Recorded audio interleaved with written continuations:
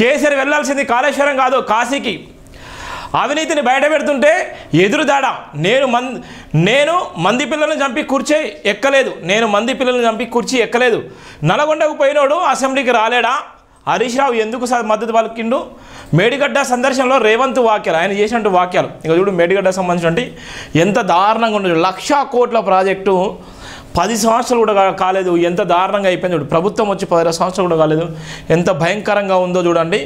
ఇది గత బీఆర్ఎస్ హయాంలో జరిగినటువంటి ప్రయత్నం మనం చూస్తున్నాం. 3 సంవత్సరాల్లో జరిగినటువంటి ఈ ప్రాజెక్ట్ సంబంధించి 1,00,000 కోట్లు చూడు ఎట్లా అయిపోయిందో.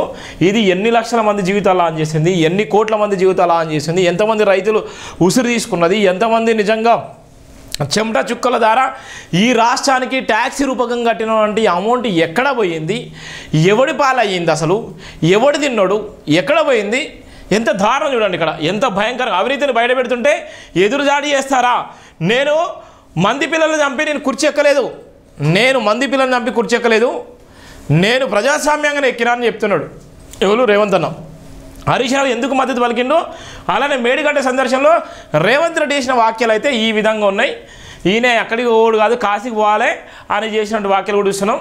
కాళేశ్వరం ప్రాజెక్టులో చేసిన దోపిడీ బయటపడుతుందన్న భయంతోనే మాజీ ముఖ్యమంత్రి కేసీఆర్ ఆయన పార్టీ ఎమ్మెల్యేలు బ్యారేజ్ దగ్గరికి రాకుండా నల్గొండలో సభ పెట్టుకున్నారని ముఖ్యమంత్రి రేవంత్ రెడ్డి ఆరోపించారు. కాళేశ్వరం ప్రాజెక్టును చూడడానికి తర్వాత వెళ్తామని అంటున్నారని. నిజానికి కేసీఆర్ వెళ్లాల్సింది కాళేశ్వరం కాదు కాశీకేనని ఎద్దేవా చేశారు. కాశీకి వెళ్ళి సన్యాసం తీసుకొని బిచ్చం ఎత్తుకోవడం తప్ప ఆయనకేం మిగలలేదన్నారు. రూపాయలు 1,00,000 కోట్లు ఖర్చు పెట్టి ప్రాజెక్టు కింద కనీసం 1,00,000 ఎకరాలకు ఆయకట్టు నిలవలేదని ఆరోపించారు. ఈ ప్రాజెక్టులో కేసీఆర్ సాగించిన అవినీతిపై న్యాయ విచారణ జరిపిస్తామని చెప్పారు.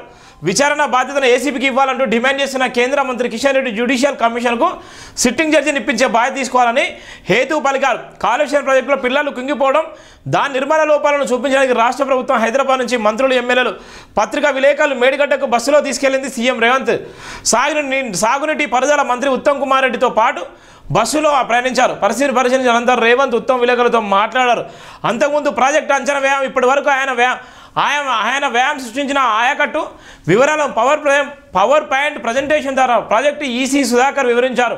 కాళేశ్వరంపై కేసీఆర్ అడుగులకు అబద్ధాలు చెప్పారని రేవంత్ ఆరోపించారు. మొత్తం ప్రాజెక్టు పూర్తయితే దాదాపు 20 లక్షల ఎకరాలకు నీరందేది అవకాశం ఉండగా ఇప్పటికే 1 కోటి ఎకరాలు నీరందిస్తున్నట్టు కేసీఆర్ గొప్పలు చెప్పుకున్నారన్నారు. 94,000 కోట్లు ఖర్చు పెట్టి నిలిచింది 98,570 ఎకరాలకు మాత్రమే చెప్పారు. చూడు ఎంత దారుణమో, ఎంత భయంకరమో. తెలంగాణ రాష్ట్ర సమాజం, తెలంగాణలో ఉన్నటువంటి సబ్బండ కులాలు, సబ్బండ జాతులు, తెలంగాణ ఆత్మగౌరవం ఉన్నటువంటి ప్రతి ఒక్కరు ఈ వీడియోని షేర్ చేసుకోండి. ఇక్కడ ఆయన ఇచ్చింది దేనికోసము? 1 కోటి మందికి నేను నిల్లిస్తానని చెప్తున్నాడు. 94,000 కోట్ల రూపాయలు ఖర్చు పెట్టి ఎంతమందికి ఇచ్చిండు? ఎంతమంది రైతుల కంటే 98,570 ఎకరాలకు మాత్రమే ఇచ్చిళ్ళు. 1,00,000 ఎకరాల గుట్టి ఇవ్వలేదు.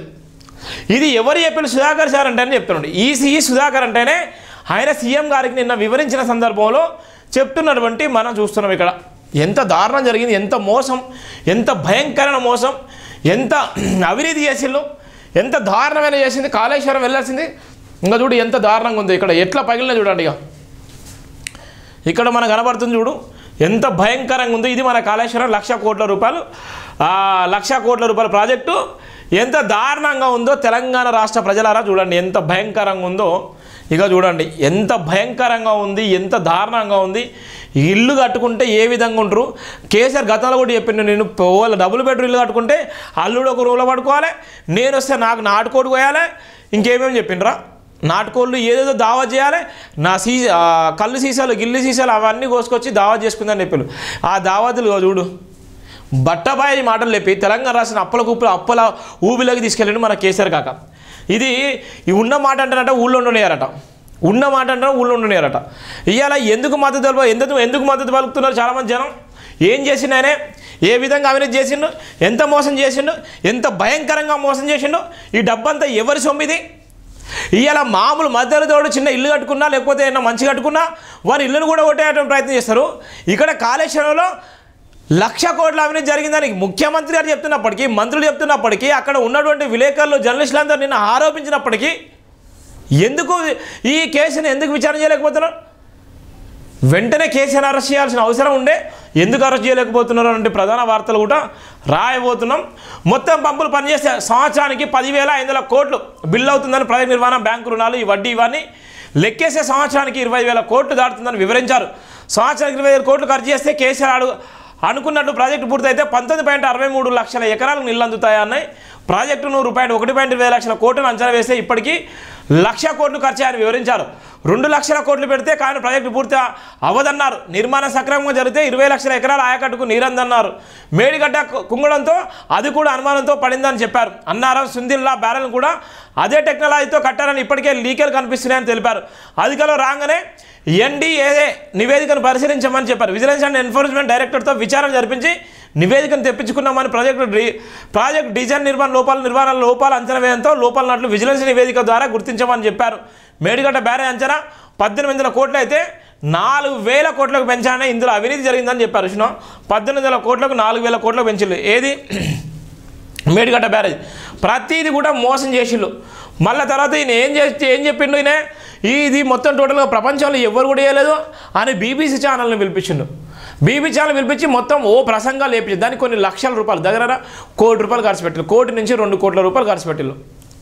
ఆ BBC డాక్యుమెంట్కి ₹1 కోటి నుంచి ₹2 కోట్ల ఖర్చు చేసిళ్ళు. రహస్య జీవో ఇచ్చి ఆ జీవోలు పెట్టేసుకొని ఓన్లీ కాళేశ్వరం సంబంధించిన అంటే ఈ ప్రపంచంలో ఎక్కడ కూడా కట్టలేదు, ఈ ప్రపంచంలో ఎవ్వరు కూడా కట్టలేదు అని చూపించాలి. అంటే ఎంత దారుణం ఉంది, ఎంత దారుణంగా మనం మోసం చేసిండు, ఎంత దారుణం అంటే ఎంత దారుణం ఉంటే కేసీఆర్ ఎంత మోసం చేసిండు, ఎంత పగుళ్ళు ఉన్నాయి.